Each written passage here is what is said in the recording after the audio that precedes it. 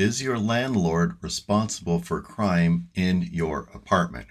Well, certainly if your landlord's the one that committed the crime, then hey, yeah, your landlord's responsible.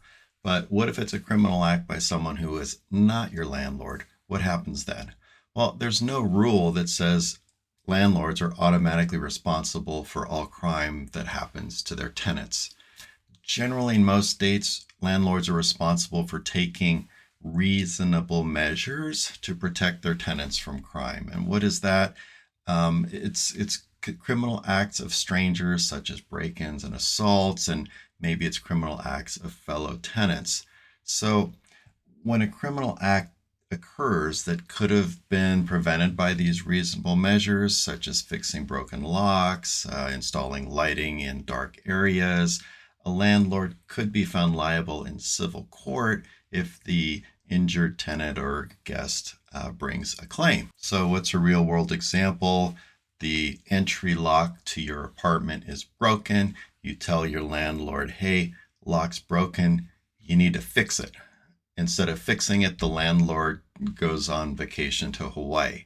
Well, then someone comes in at night, they do bad things to you, you bring a claim against your landlord, and a jury may well find, hey, you know what? The lock is necessary.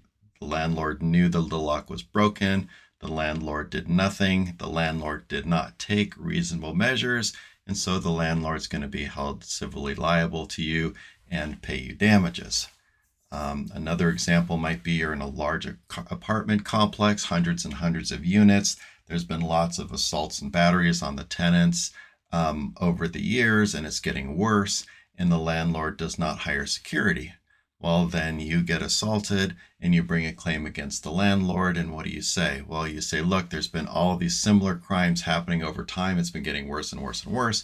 You knew about it. You didn't take any reasonable measures. You didn't hire any security. A jury might find that the landlord is going to be liable to you for your damages.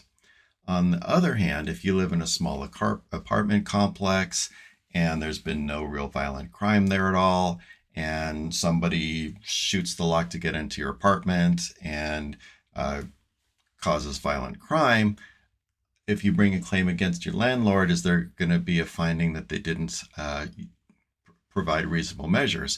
Well, maybe not, because if there's no history of crime, there's nothing similar that's happened, there's no reason to expect it, the landlord might not be responsible in a case like that.